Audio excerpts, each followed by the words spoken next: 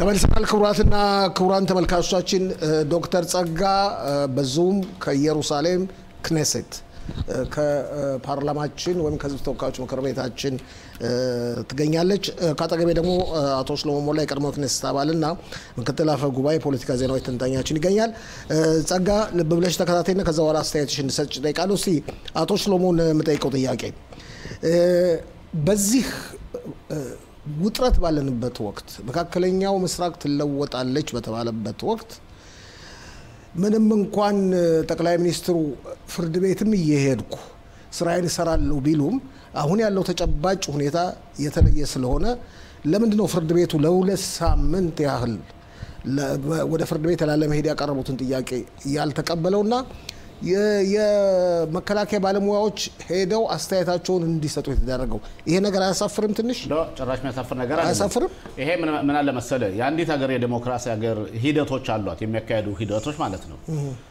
ማንንም ሰው ቢሆን ጠቅላይ ሚኒስትርም ሆነ ፕሬዝዳንትም ሆነ የህግ የበላይ ሊሆን አይችልም ምታስታውስ እንደሆነ ትክክል ነው ግን አሁን ያለንበት ወቅት ቆይ እንድትመልስልኝ እሺ ለምሳሌ ምታስታውስ ከሆነ ሞሸቅ አጻብ የሚባል ሰው የነበረ ሞሸቅ አጻብ የተጠረጠረበትን ወንጀል አይቋቋይ ለታውሳለ እሳቸው ፕሬዝዳንት ነበሩ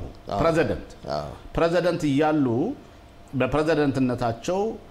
ለፍርድ ልትቆም ነው ወይስ አትቆምም እየተባሉ እሳቸው እዛው ቦታው ሆኖ ማለት ነው ከፕሬዝዳንትነታቸው ወጥተው እሳቸው ከስልጣናቸው ተባረው ፍርድ ላይ ቆመው ተወንጅለው ፍርዳቸውን የተወነጀሉበት እዛ ስራቸው ላይ ይያሉ ማለት ነው ሁለተኛው ደግሞ ኤውድ ኦልመርት ለምሳሌ ተወንጅሏን ታስሯን ተቀጥቷን እሱ ጭራሽ ገና ፖሊስ ምርመራ ያደረገበት የክነስት አባል ጓደኞቹ እኔም አንዱ ነበርኩ በነገራችን ላይ ከስልጣን እንዲወርድ ተደረገ ጠቅላይ ሚኒስትር ቢንያሚን ኔታንያሁ እኔ ተስፋ የማደርገው የፍርድ ሁኔታቸው ውጤቱ ማለት ነው ወደ እስር ቤት እንዳይሰዳቸው እመኛለሁ እንደ ዜጋ እንደ አገር ማለት ነው ትክክል ግን ይሄ ፍርድ ቤት ሁኔታ በሚጠየቅበት ጊዜ ህጉ የሚለው እንዴት ነው አንድ ጠቅላይ ሚኒስትር የፍርዱን ሁኔታ ከመጨረሻው መከታተል ይችላል ጠቅላይ ሚኒስትር መሆን አትችልም የሚል ህግ የለም ስለዚህ እንደውም ጠቅላይ ሚኒስትርም ሆኖ ለማገልገል ፍርድ ቤትም በየቀኑ ይሄዱ ፍርዱን ለመከታተል አያመችም ትክክል አይደለም ተብሎ በከፍተኛ ፍርድ ቤቱ ተጠይቆ ጥያቄ ከፍተኛ ፍርድ ቤቱ በሙሉ ድምጽ ማለት ነው እሳቸው ጠቅላይ ሚኒስትሩ እኔ የትለይት ያለ ችሎታ አለኝ ብለው እንዲያውም ስምምነት አድርገው እኔ ፍርዱን መከታተላለሁ ያገሬቱን ሁኔታም እመራለሁ ለየት ያለ ችሎታ አለኝ ሲሉ እሳቸው ቃላቸውን ሰጥተው ያው ፍርድ ቤቱ እየተካሄደ ነው ያለው 5 አመት እየተካሄደ ነው ያለው አሁን ባለንበት ሁኔታ በርግጥ ዳኞች ማሰብ የሚገባቸው ነገሮች አሉ ማሰብ የሚገባቸው ነገሮች ማለት እንዴት ነው ዳኞች ቻርል አቃቤ ህግ ኖ አቃቤ ህግ ነው ምን ጊዜ ቢሆን ቆይ አቃቤ ህግ በህጉ መሰረት የሚለው ለዛ ነው ወሳኙ አንድ ፋይል ፍርድ ቤት ከመሰ በኋላ ወሳኞች ዳኞች ናቸው አቃቤ ህጉ አይደለም አቃቤ ህጉ እንደ ደንቡ ከሆነ የህዝብ ኢንተረስት ጠባቂ ከሆነ እነሱ ደግሞ ይሄን ይገበላይነትና ማንኛውም ዜጋ በህግ ዘንድ በአንድ አይን መታየት አለበት የሚለው እኛ መርሳት አንችልም ስለዚህ አሁን ያለው ሁኔታ እንዴት ነው እስካሁን ድረስ በነገራችን ላይ ጠቅላይ ሚኒስትር ኔታንያሁ እንደሌላው ሰው ተከሳሽ አይደሉም እሳቸው ረፍት ይሰጣ በሚልበት ይሰጣቸዋል እሳቸው ለግላቸው ለመዝናናት ቆር ለረፍት ለስራ ነው ምስክርነት እየተመሰከሩ ወረቀት ይሰጣቸዋል ፍርዱ ያቆማል እኔ ውጭ ሀገር ላይ ነኝ ሰው ላገኝ ነው ይላሉ ይሰጣቸዋል ማለትም በፍርድ ቤት ሁኔታ በመናይበት ጊዜ እስካሁን ድረስ ፍርዱን የሚመሩት ጠቅላይ ሚኒስትር ቢንያሚን ኔታንያሁ ናቸው እንጂ ዳኞች አይደሉም ስለዚህ አሁን ይሄ ባለበት ሁኔታ ደግሞ አስቸኳይ ነገር ካለ አስፈላጊ ነገር ካለ እንዲያውም ጥሩ ነው ትላንትና ለምሳሌ ሄደው የሞሳዱ ሐላፊ የወታደራዊ የሚኒስትር ጉዳይ ማያታቸውና አስፈላጊ አጀንዳዎች ካሉ እነሱ ሄደው ቃላቸውን መስጣታቸውና 2 ሳምንት ማለት ነው 2 ሳምንት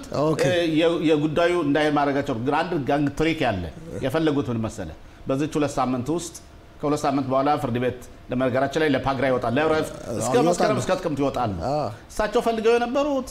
እስከ 3 ወር እንደገና እንዲሰጣቸው አቶ ሽሎሞ እንደዚህ ያሰብከው እንግዲህ ዶክተር ጸጋ ፈንታው ነው ዶክተር ጸጋ አዎ እኔ እየሰማሁ ነው። በመጀመሪያ ደረጃ አቶ ሽሎሞ ትልቅ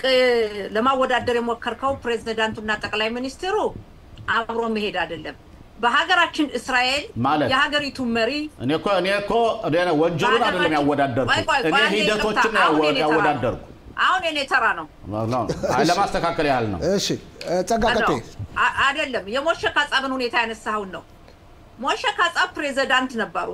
ፕሬዝዳንትና ጠቅላይ ሚኒስትር በሀገራችን እስራኤል እኩል አይደለም። የፕሬዝዳንት አስተዳደር አይደለም ያለን እኛ ያለን አስተዳደር የጠቅላይ ሚኒስትሩ ነው።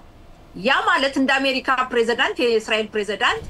መሪ አይደለም። በእስራኤል ሀገር ጠቅላይ ሚኒስትር ነው ሁሉን የሚወስነው። ለጦርነት መውጣት የሚወስነው ጠቅላይ ሚኒስትሩ ነው። ሰላም የሚፈርመው ጠቅላይ ሚኒስትሩ ነው። ማንኛውም ነገር በጠቅላይ ሚኒስትሩ ነው። ፕሬዝዳንት ስራው የሹመት ደብዳቤ መቀበል፣ አምባሳደሮችን ማስተናገድ፣ የምልክት አስተዳደር ለምልክት ነው እንጂ ያለ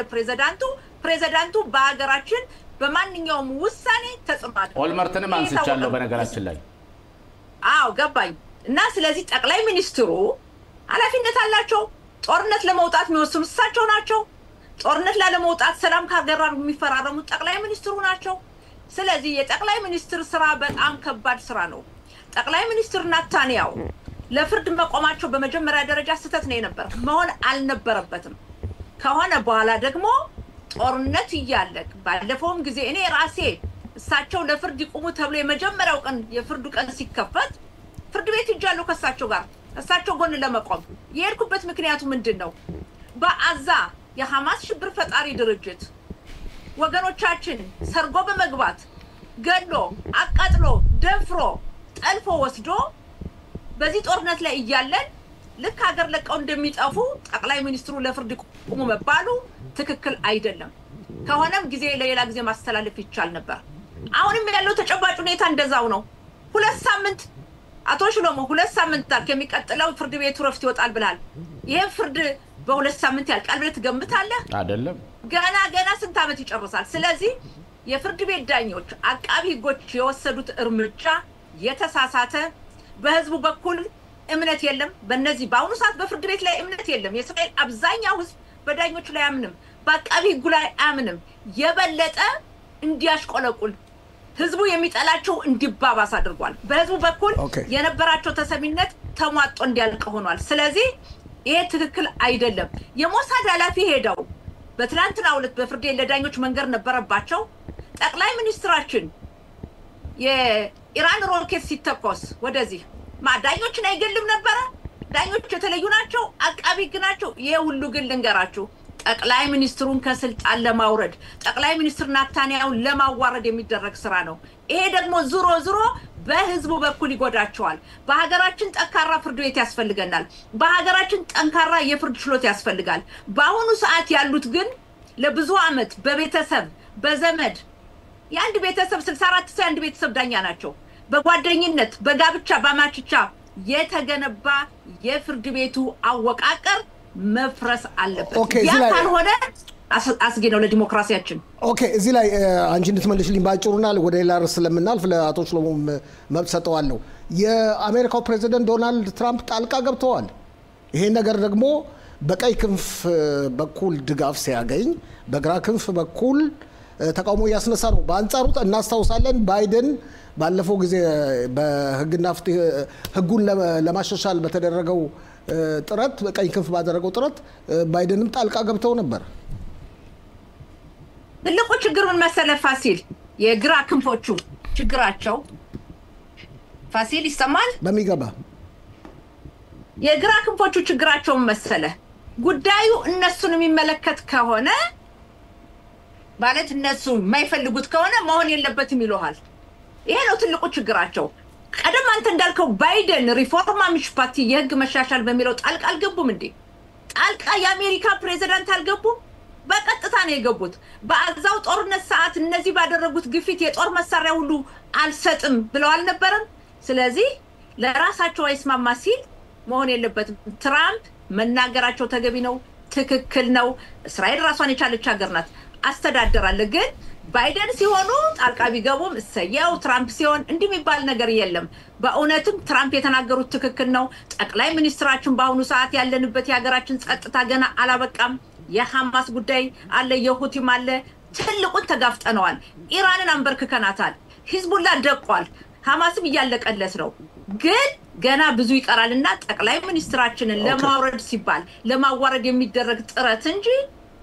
የትራምፕ አነጋገር ትክክል ነው ጠቅላይ ሚኒስትራችን የሚያክል ኮመሪ ባለም ላይ የለም አሁን የዓለም መሪ እኮ የለም የጀርመኑ ፕሬዝዳንት ምንድነው ያሉት ካንሰለሩ ምንድነው ያሉት እስራኤል በኢራን ላይ የወሰደችው እርምጃ እኛ መስራት የሚገባንን እሷ ቆሻሻውን ጠንካራውን ስራ ሰራችልን ነው ያሉት ጠቅላይ ሚኒስትር ናታንያሁን የተቃወመ ሰምተሃል ግን እነዚህ ገና ስልጣንን ይዛለን ወንበርን ይዛለን የሚሉ ያመጡት ስለሆነ ተመልከቱ አቶ ሽሎሞም ተመልከት በፖለቲካ ከኔ የበለጠ ብዙ አመት ኖረዋል በግምገማና ጥናቱ ምን ያክል ጠቅላይ ሚኒስትሩ ድጋፍ እያገኙ ነው የግራ ክንፎቹ እየደቀቁ ነው የግራ ክንፍ በእስራኤል ለመጨረሻ ጊዜ አልቆለታል የግራ ክንፍ ስልጣን አይዝም ከእንግዲህ በኋላ አቶ ሽሎሞ ኦኬ አቶ ሽሎሞ አንተ መልሰን ትራምፕ የሚያገባቸው ነገር የለም ጠቅላይ ሚኒስትር ቢንያሚን ኔታንያሁ የግል ጓደኛቸው ሊሆኑ ይችላሉ ግን ትራምፕ የአሜሪካ ፕሬዝዳንት እንጂ የእስራኤል ሀገር ያቃቢ ህግ ዳኛ አዛዥ ወይም ደግሞ የፍርድ ቤት አዛዥ አይደሉም እኔ እንደሚመስለኝ ከሆነ የውጭ ሀገር ሰዎች በእኛ ፍርድ ጉዳይ ጣልቃ እየገቡ እንደዚህ አይነት ሐሳብ የሚሰጡ ከሆነ ሀገራችንኛ ባይደንስ ጣልቃ መግባታቸው አቶ ሽሎሞ አንተ ፌር ነው እኮ ፈር ለሰጠ እኮ ይኸውልህ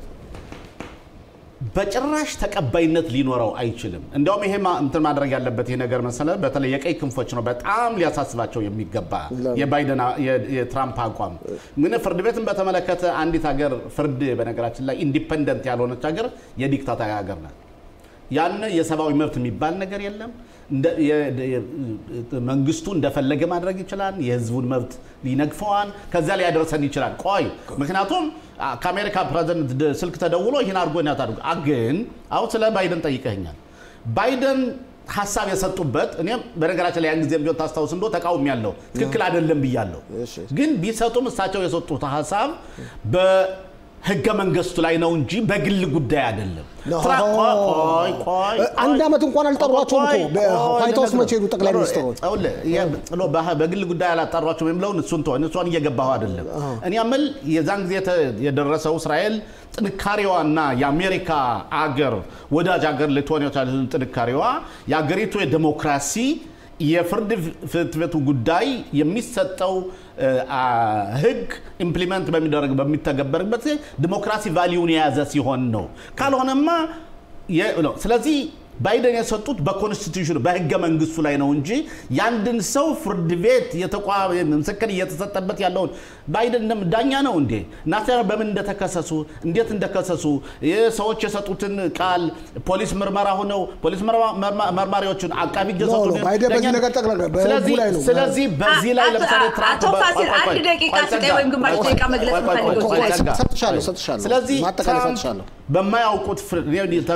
ብያለሁ የኛ ፍርድ ቤት ጠቅላይ ሚኒስትር ናታንያሁን ፍርዱን አይተው ነፃ እንዲሰጧቸው ነው ይፈልጋለሁ ብያለሁ ያው የፍላጎት ጉዳይ ነው የራሳችን እያንዳንዳችን ማለት ነው ቢወነጀሉ እንኳን እሳቸው እስር ቤት መሄድ የለባቸው ፕሬዝዳንቱ ለእሳቸው የይቅርታ ብርጎ እሳቸው ነፃ ማድረግ አለበት እኔ በዚህ አመናለሁ ግን የፍርድ ቤት ሂደቶች ግን አንድ አይቆሙ ማድረግና የአሜሪካን ፕሬዝዳንት ስልክ ደውሎ ወይም ጓደኞቹን ጠርቶ እንደዚህ ብለህ አድርግ ላይ ይሄ ጭራሽ ሊሆን ማይችልና ለሀገራችን አደገኛና ለዲሞክራሲያዊ ሂደታችን በጣም አደገኛ ነው አንዳንድ ደቂቃ ሰጣችኋለሁ ለማጠቃለያ ዶክተር ጸጋ እሺ እዚህ ላይ በመጀመሪያ ደረጃ አቶ ሽሎሞ ፋሲል ባይደን ጣልቃ የገቡበት በእስራኤል ህገ መንግስት ነው የእስራኤል የህግ መሻሻል በሚለው ላይ የእስራኤል መንግስትን በመቃወም ነው በዲሞክራሲ የተመረጠው መንግስታችን በዛ ጊዜ 64 መቀመጫ ነበረው 64 መቀመጫ ያዘው የሚያመጣውን የህግ መሻሻልና ለውጥ በመቃወም ከግራ ክንፎች በየጊዜው ሰላማዊ ሰልፍ ከሚያደርጉት ዘወትር ቅዳሜ ምሽት ከግራ ክንፍ ጎን በመቆም ይሄን ሁኔታም በተመለከተ ተናግረዋል ትራምፕ የኛ ፕሬዝዳንት ናቸው ናውጅና በሳቸው ባለመሄድ ማለት ነው አይሰማኝ እሺ እንዴ አይሰማኝ አታቋርጣትና አንድ ደቂቃ ሰጣለሁ አቶ ይቅርታ አንዴ ይቅርታ እዚህ ላይ እና እነሱ ሰላማዊ ሰልፍ ሲያደርጉ ባይደን ደግፈዋል ጠቅላይ ሚኒስትር ቢንያሚን ኔታንያሁን አትጋብዛቸው አይጥሯቸው ወደ ዋይት ሃውስ ወደ ቤተ መንግስቱ ተብለው እንዳይጠሩ ሁሉ ተደርገው አቋም ይዘው ቆይተዋል ባይደን አቋም መያዛቸው የታወቀ ነው የእስራኤል መንግስት በተለይ የናታንያሁ መንግስት በመቃወም ለግራ ክንፍ በማድላት በውጊያው ጊዜም የጦር መሳሪያ ሁሉ አልሰጥም ብለው አዛቋርጠው ነበር አምላክ ሲል ግን ተመልከት ትራምፕ መመረጣቸው ነው እነ ባይደን ስልጣናቸው ቢቀጥል ኑሮ ወይም ሃሪስ ቢመረጡ ኑሮ ታውቃለህ የኢራንን ጦር መሳሪያ የሚደበድብ ሰው አልነበረም ይህ ሁሉ የሆነው የአሜሪካ መሪዎች ምን ጊዜም ጣልቃ ይገባሉ ዛሬ ብቻ አይደለም የነበረ ነው ሌላው ተጨማሪው የጠቅላይ ሚኒስትር ናታንያሁ የተከሰሱባቸው አጀንዳዎች ወይ ተከሰሱባቸው አንቀጾች እየተናዱ እየማሸሹ ነው ይሄ ነው ተብሎ የሚጨበጥ የለም በፊተኛው ሰርጓጅ መርከብ ጉቦ ተቀበሉ ያ ሲገዛ ተባለ ያ ውሸት መሆኑ ተዳርድ ብዙ ነገሮች እየተናዱ ነው የቀረ ምንድነው አሁን የሚከራከሩበት ሁኔታ ሲጋር እና ሻምፓይን የሚለው የራሱ የሚያሳፍር ነው የግራ ክንፎች ጠቅላይ ሚኒስትር ናታንያሁን ይገባኛል ሽሎማ መልካም እንደምትመይ ለጠቅላይ ሚኒስትሩ ሁላችንም ግን የግራ ክንፎች ጠቅላይ ሚኒስትሩን ከስልጣን ለማውረድ ህግን በመጠቀም ዲፕ ስቴት የምንለው ይሄ መረብ በመስራት በስልጣን ላይ የነበሩ በምርጫ በዲሞክራሲ ህዝብ ቁጥር ስለሌላቸው ህዝቡ ስለማይመርጣቸው ስልጣን ላይ የሚወጣውን የቀኝ ክንፍን የመገልበጥ አይነት ዲፕ ስቴት የተባለው ዘዴ በእንዲህ አይነት በተለይ የቀኝ ክንፍ ስልጣን በያዘባቸው ዲሞክራሲ ሀገሮች የተጀመረ ነው በትራምፕ ላይ አሜሪካ ይተነዋል በአውሮፓም እያየነው ነውና ዲፕ ስቴት ያመጣው ነው ይሄ ሁኔታ ደግሞ መንኮታኮቱ አይቀርም አመሰግናለሁ ዶክተር ጸጋ ፈንታሁን የክኔሴት አባል ከኢየሩሳሌም ለማጠቃለያ አንዴ ማጠቃለያ እንደመሰላቶ ፋሲል እስራኤል ራሷን የቻለች ሀገር ናት ህግ አላት ደንብ አላት ስርዓት አላት አገዛዝ አላት በዛ መሰረት ነው መገዛት ያለባት እኛ ሁሉ ጊዜ የአሜሪካ መንግስት ማለት ነው የሚለው ነገር ብቻ የምናደርግ ከሆነ እነሱ ሲፈልጉ ትራምፕ እንኳን አሁን እስከ ደመናገራሽ ላይ ወደ ጦርነቱ ፓይለቶችን እስከሚሰድ ድረስ እንደንትን ነው እንደ ኻቢታ ነው ሲቀያየሩ ነበር እንደ ኦምሌት ማለት ነው እንደ እንቁላል ጥብስ ይገለበጣሉ ይሄዳሉ ይመጣሉ ለምሳሌ ሲመጡ ምንድነው ያሉት አዛን እኔ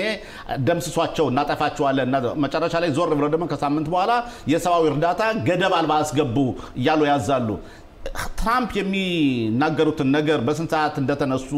ጧት አረቂ ጠጣው ይሁን ውሃ ጠጣው ይሁን የሚለው ነገር ሁሉ ጊዜ መጠየቅ አለብን ትክክል ነው አይደለም የሚለው ማለት ነው ስለዚህ ይሄ አይደለም እኔ እንዳልኩት ነው የኛ በዲሪትሻችን ማለት በህገ መንግስታችን የምንኮራ መሆን አለበት የኛ ህገ መንግስት የኛን መሪዎች የኛን ዜጎች